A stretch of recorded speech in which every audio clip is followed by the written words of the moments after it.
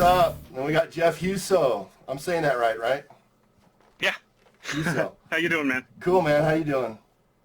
This is killer. Doing really good. Thanks for inviting me to do this. It's an honor, man. Yeah, man. It's been an amazing journey. Community is everything, in my opinion. So, do you work alone most of the time, or do you got buddies you record with?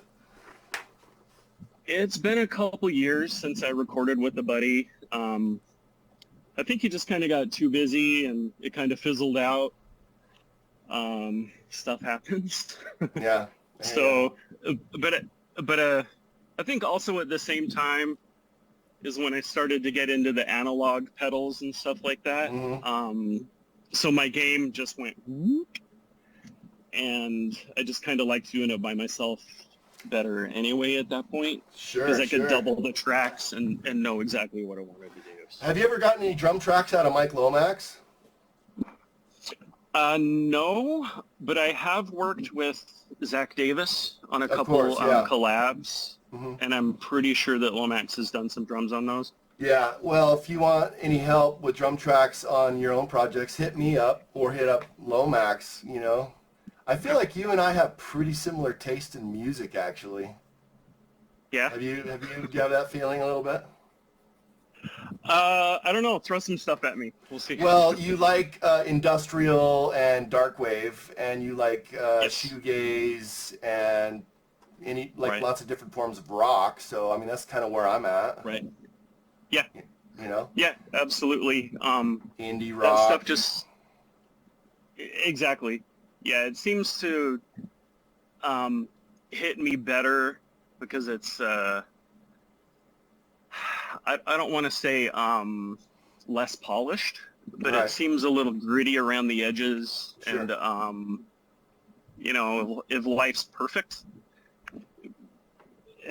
you know, we probably wouldn't need this kind of music that we're doing. So that's the kind I resonate with the most. So I agree. Yeah, you can get away with some stuff in indie that you wouldn't be able to get away with, and some, you know, uber polished stuff for sure. You know, and I like that stuff. I mean. Yeah. You know, a Morrissey record isn't perfect. You know, you don't miss an electronic track like you would mix a Morrissey record or something like that. You know, so right. It's kind of interesting. I know some people I know a couple guys who'd argue with you on the Morrissey isn't perfect part, but dude, I mean, listen to what's the Queen album? I'm a huge Morrissey fan. The Queen is Dead? The Queen is Dead. Dude, he's out of tune on, like, a handful of those songs. I mean, so you can't, you know what I mean? Like, it's perfectly imperfect, okay? In my opinion. Yes. I love yes, it, there you go. know? I mean, he's sweetly out of tune, but there's no way that's perfect album. You know what I mean? Right. And it's mixed beautifully, imperfectly as well. So, I don't know. I love it, you know? Okay, so that's a very give me a quick tour of the studio, and then we'll get into it a little bit. That's sure. I'll show you where I'm at here. I know it's kind of funny, but it's my walk-in closet. Oh wow, yes. And great use of space. There's a plug for Tyson Roberts there when he was running for city council. Oh wow. Yeah, I'm in Phoenix. My sister mailed that down. You know, it was pretty cool to have her do that. Tight. So yeah, I tried to. Yeah, man. Kind of isolate some sound here and there. I'll tell you a story about why all that came to be in just a minute. Got my amps right here. Here's my newest baby right here. That's a fantastic amp, dude. Fender 65. Yeah. I've only been able to play with it a couple times. Which Marshall head is that exactly? That's the DSL 20. This is my first tube amp. Oh, that's a killer. I got the 412 to kind of mic up. I don't know if it's like a midlife crisis. For sure. But I you got a box too. Cool. Yeah, so you can DI right into your DAW, But you can keep this live so you can get feedback. I'm a big fan of feedback. Yeah, absolutely. Got the Saucy box. That's if you're familiar with Aquabats, this was his stage used. His stage used overdrive pedal. Shout out Bones, Bones Bearings, Bones Brigade. Oh, yeah, he goes by Eagle Bones. Oh, dope. Okay. And he goes by Bones for short. You know, AC-15. Well, I know you're a skater, so I've got skate stickers all over my gear. Right. Yeah, I got got decks all over the place and. Sick. Surprised we never skated together back in the day. Did you ever go skate Jason Martinez's half pipe? Jason Martinez's Did no. you Josh skate Holmes, the Van yes. Brocklin one? Yes, skated Van Brocklin's. Josh Holmes was the first one I dropped in on, and bam, you know. Oh yeah. Right at the bottom. Me too. That's the street I grew up on, though. I don't know if you remember. I grew up just down the street from Van Brocklin's, on that street. Yeah. I remember that. That was a cool pipe. See if we can angle that down. Oh, I like that the Marshall pedals? Brahma. Oh yeah, let's check out those pedals. Look at that. Cool. Yeah, the pedals. That's my fuzz section. Let me see if I can angle the camera down just so I've been wanting to get a Rat. Do you like that Rat? Do you use it a lot? The Rat is pretty cool. That's a Rat 2. Cool. Let me make sure I'm not in the way here. There we go. This is a Rat 2. This though. Oh yeah. There we go. Nice. That's the JHS Pack Rat. He's got what about 8 or 9 different variations of the Rat. It's the same circuit though. Okay. So like here's the OG. There's the white face. Number 3 is actually the exact same circuit as this. Okay. So I'm gonna swap these out. So I've got a little more variety on the fly. Okay. Tell me what's the differences, texturally speaking, maybe between the old Rat and that one. The old Rat. Well, this one is just one version of it. There were several variations. Like some use a silicon diode. Some are germanium.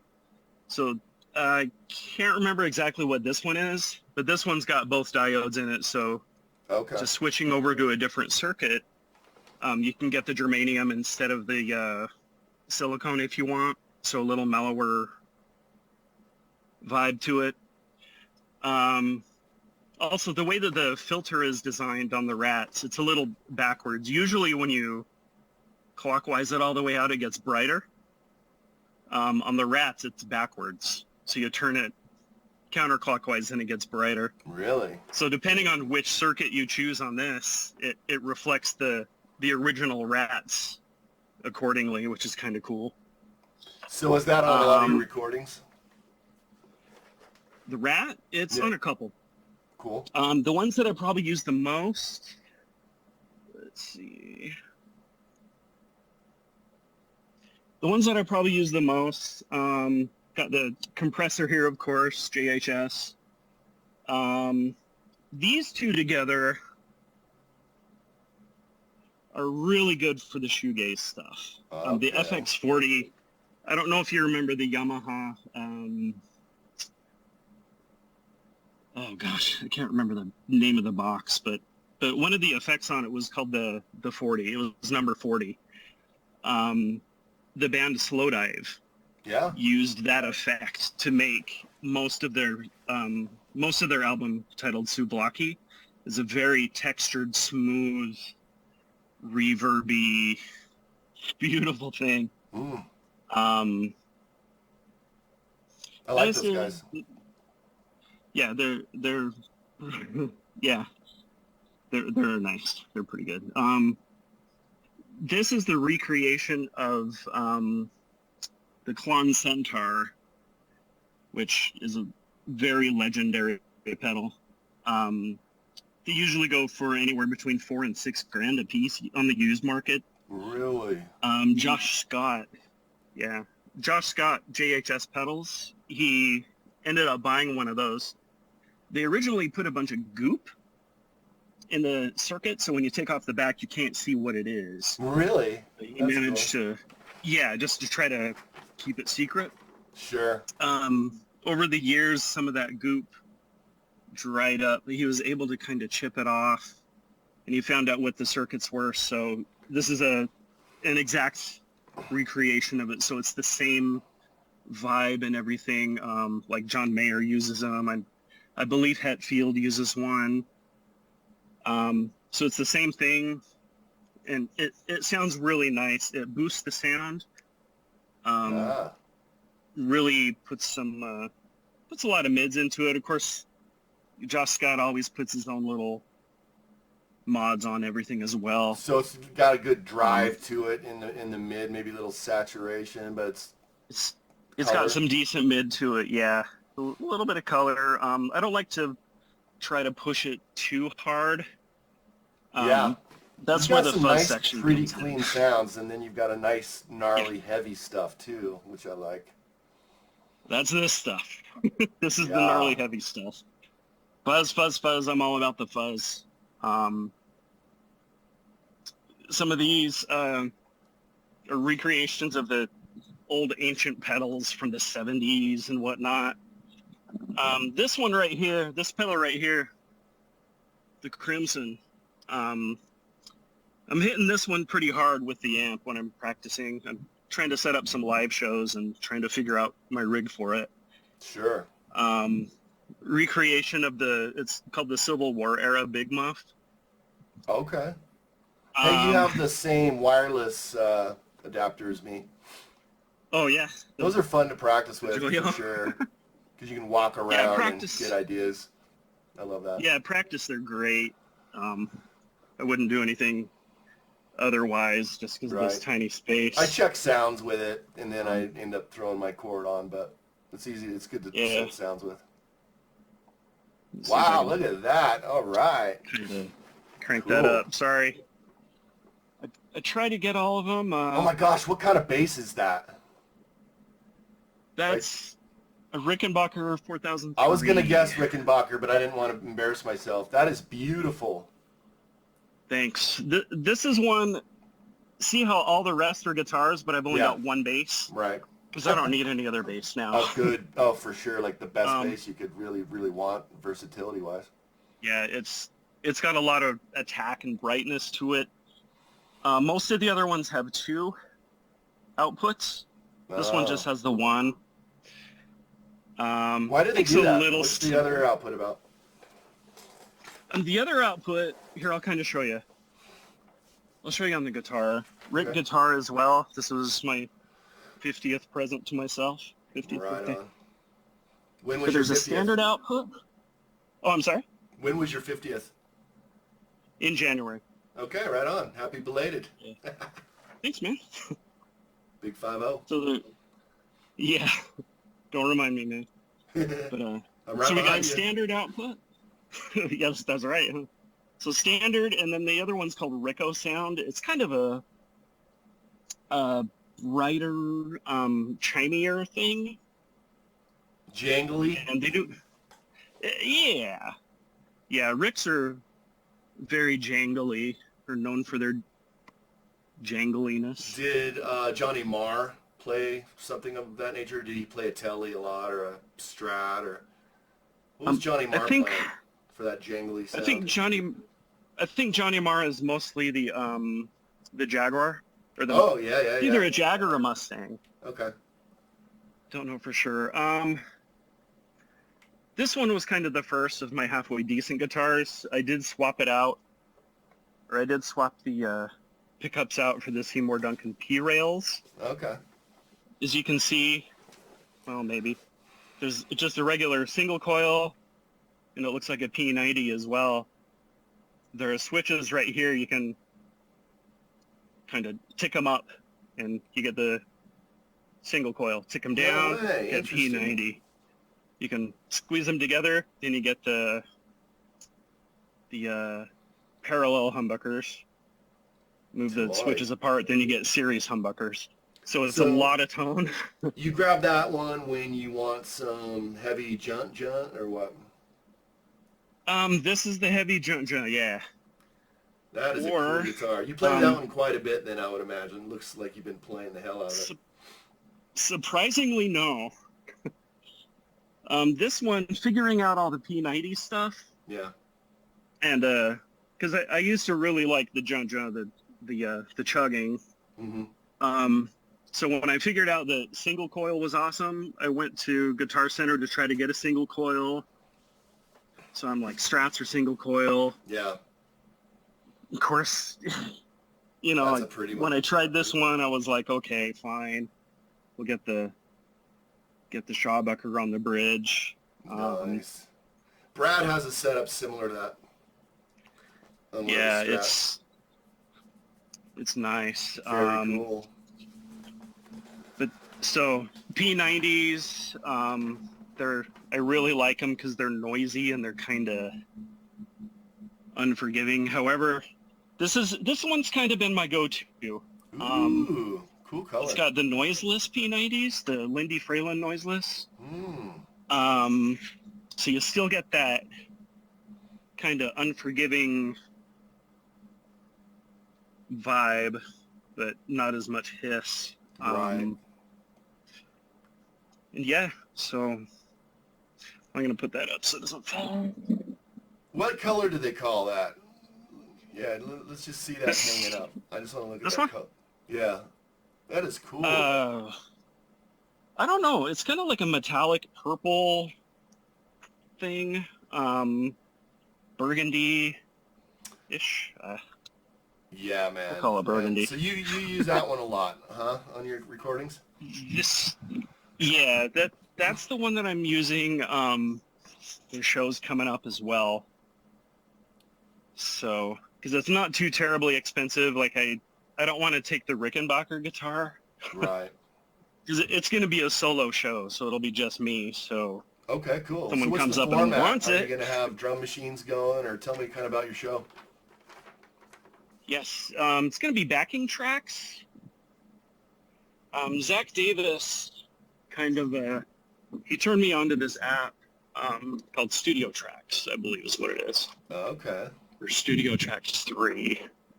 Let me tighten this up.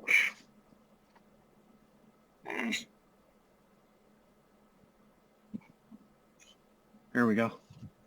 Perfect. Cool. Yeah, so you play it on your iPad or your phone. Mm-hmm. You can kind of hook it up to your mic stand, so it'll play your backing tracks. You can sync up your lyrics to it as well. So as your backing tracks are going and everything, you kind of got a little cheat sheet right there. And dude, like I mentioned earlier, I'm 50. So trying to play the guitar and sing at the same time at 50 is a little different than trying to do that at 30. Sure. Yeah. You get it. Yeah. So yeah. So it'll be backing tracks and me playing guitar. Is that what it's called? I believe it was Studio Tracks 3. Okay. Like TRAXX. So where's the gigs at? Tell me what do you got going on? And when is it? None quite yet. However, last November, I was kind of like I enter this contest thing every year in Phoenix. Like 30 local bands enter, and the top 5 get a chance to shoot it out on stage. Got 3rd place last year, and strong. I was like, crap, because the song was basically a joke. I wrote it in a walk-in closet in like 4 hours from start to finish, including mix and master. So, well, sometimes that's the magic stuff, isn't it? It is. I try to keep everything short like that, just to kind of keep everything as intense and concentrated as it can be. But for this thing, they wanted me to play, and I had to go, sorry, I can't. But this year, I'm stepping it up a bit. I mean, like you saw, I got that Fender amp. that I plan on using. Going to use the Mustang guitar. Made a little model keyboard type thing that I'm going to put a flailing arm guy behind just for stage something, so it's not boring. Right. It's going to be stupid fun, Sounds hopefully. cool, man. Honestly. Stupid and cool. or fun. Yeah. Yeah. Sounds so killer. Yeah, we'll see how that goes. Hopefully it'll go pretty good. I just figure I'll try it maybe one last time. If it goes really well, maybe I'll see about getting some more stuff out there. If not, no big deal. Yeah, I mean, doesn't really it's bug for me too fun, much, but that's killer. That'd be fun. You should definitely like live stream it or record it, so we can see it out here in your hometown. And then, tell me, what DAW are you in? Take a guess. Well, I'd have to say... Think low. Think really low. It's either Studio One or Logic, huh?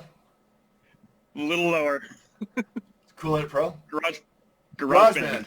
Okay, well, dude, that works, man. Okay, and then who masters your stuff? Are you doing self-mastering as well? Yeah. Okay. Yeah, I'm doing it all in-house, man. That's cool. I know, like, no one out in Arizona, really. Do you have a guy you bounce them off of before you do your final mixing or mastering? Like, do you bounce it off any other objective ears? Usually that's Zach Davis. Huge shout out to Zach Davis. Oh my gosh. Shout out, Zach. I got him tomorrow. Oh, right on, man. He's coming on tomorrow, I said hey, but yeah, Zach has been, no pun intended, but very instrumental in how these mixes come out.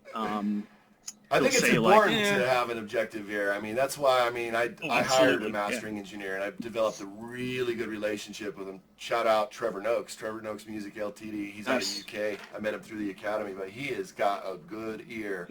And so I revise my mixes off his ear as we get into mastering, and it's helped a lot.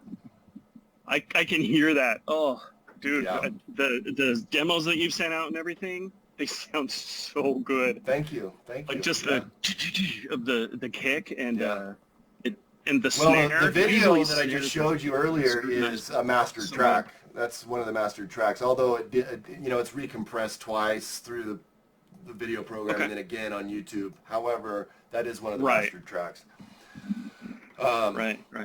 What's today? Monday? So Wednesday, album drops. So yeah, you can hear all this masters. Yes. I listened to it.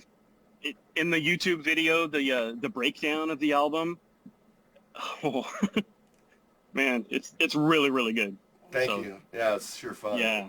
I'm doing another deep dive with Trevor tomorrow, and then we got Zach tomorrow night.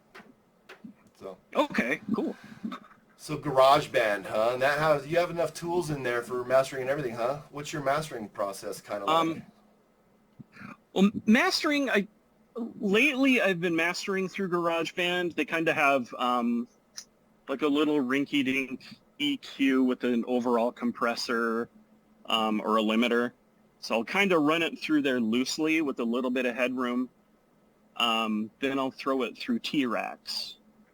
I'm familiar with T-Rax. That's cool. Yeah, T-Rax is my best friend on really cool most of this stuff. Just things end up popping out. Well, did you know you can get Luna for free now? If you want to try it out from... I haven't tried that one. From haven't tried that one. Okay. Luna, you can get it for free. So you can try it. It's fun. It has all the built-in UA plugins. Nice. Yeah, it's pretty cool. Very nice. Okay. Yeah, I've been trying to get myself to try it, but I'm really neck deep in pet projects right now, so I don't want to switch now till I'm sort of caught up, but I'm going to try it eventually. Yeah. Okay. For sure. So you're singing on your own stuff too. You're basically playing everything. What formal lessons have you had? Uh-oh, you froze on me. You'll come back.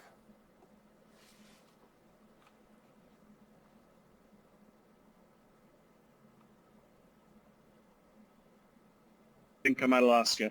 Yep, there you're back. You're back. Oh, there we go. Okay, cool. I knew you'd come back. Okay. All right, say again? I asked, what did I ask? Oh, what formal lessons have you had? Other than choir, I believe we had choir together. I'm pretty sure. I think were so. you concert choir or a different ensemble? In junior high, it was boys choir. Was that at Central Davis? Were you in? Did you go to Central Davis? I did. Yeah, Mrs. Minor. It would have been. I did. Yes.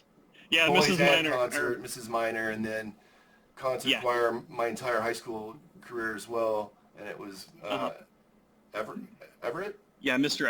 Everton. Everton, thank you. Yeah. Yeah, Everton. I did senior a cappella in junior and senior year. Oh, okay, you were doing a cappella. I see. Yeah. Okay. Yeah. Yeah, it was a lot of fun. We did the trips to like Temple Square in Salt Lake City and everything. It was all right. We're on the bus. How many people were in that ensemble?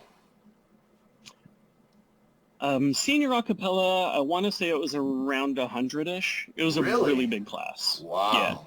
Yeah, it filled the whole classroom. That Incredible. whole steps thing. Yeah.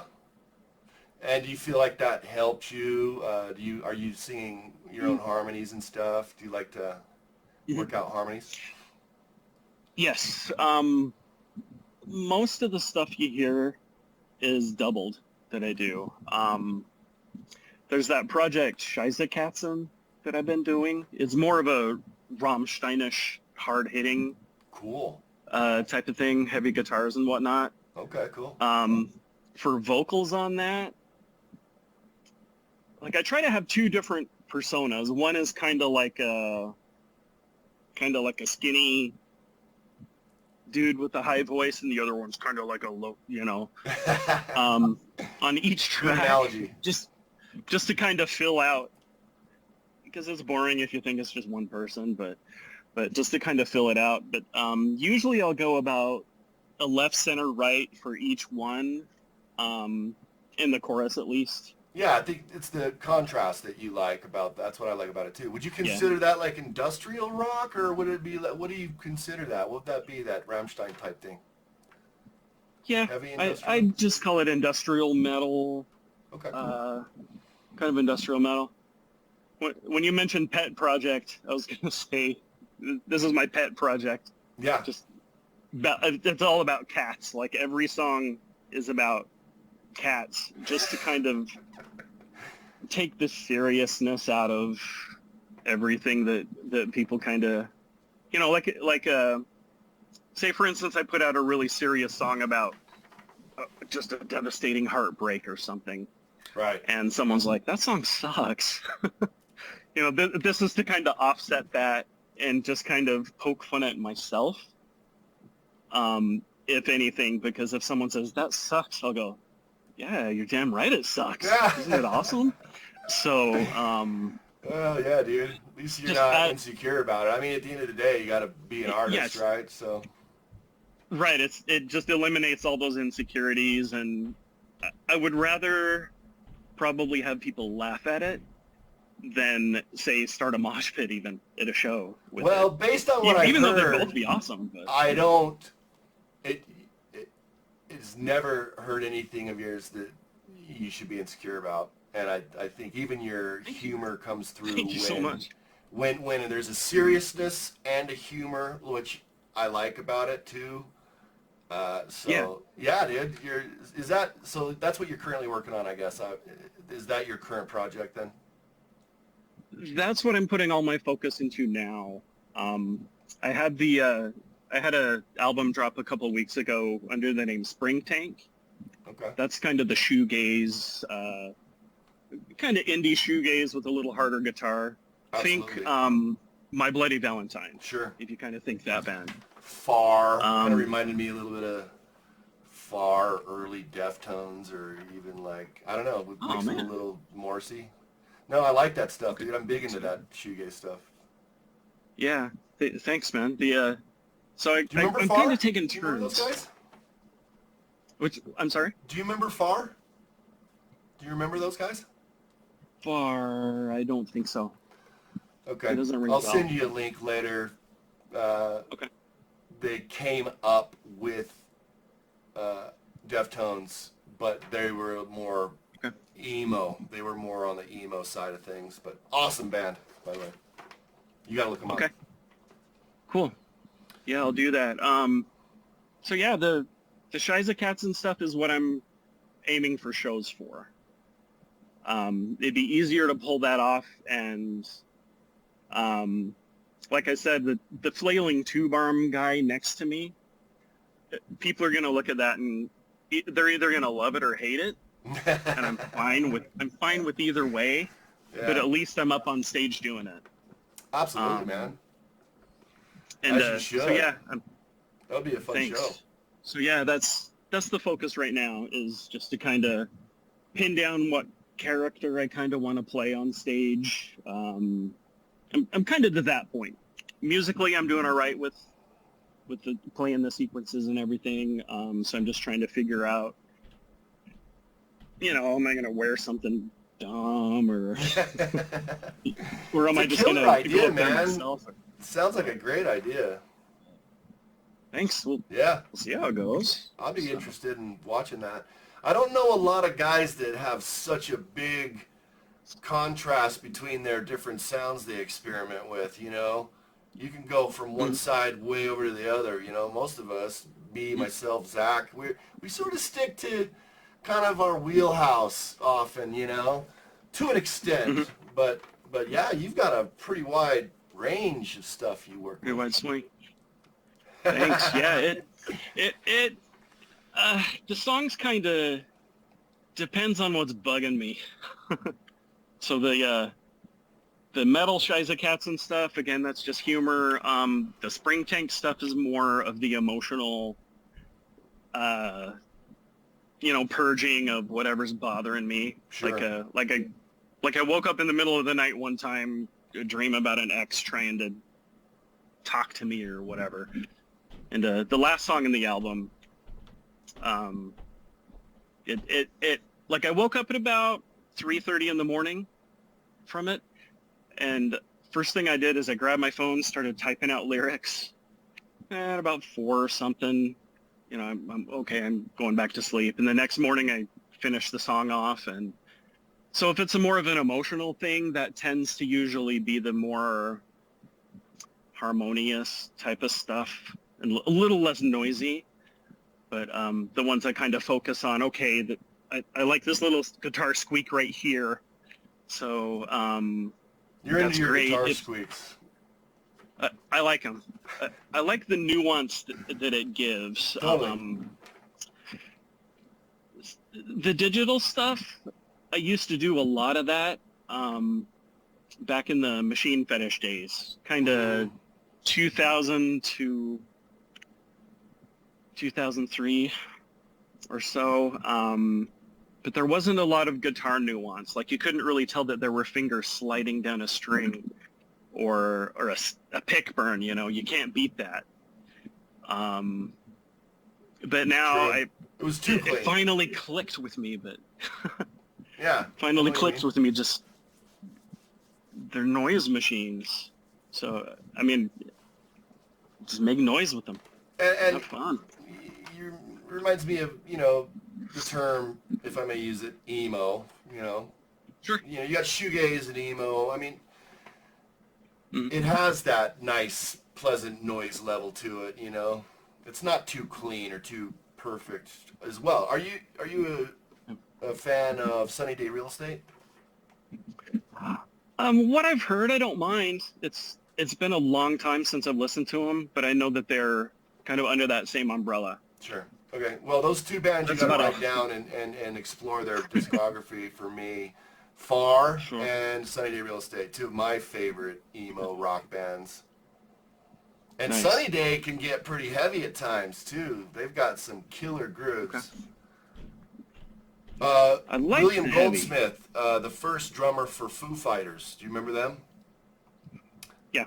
Okay, when Dave first started touring with Foo Fighters, William Goldsmith is the drummer from Sunny Day Real Estate, and his drumming on those albums is amazing. I think they did 3 LPs total, and all 3 are incredible. I'm telling you, good stuff. Okay. And Dave Grohl, he poaches the best drummers. Like he ended up with Josh Freese. Yeah, which he's one of my personal favorites. Josh is, yeah. Yeah, the Vandals. His work with the Perfect Circle is some of my favorite. Yeah, Perfect Circle ever. Didn't he play for Infectious Grooves or Suicidal? Probably.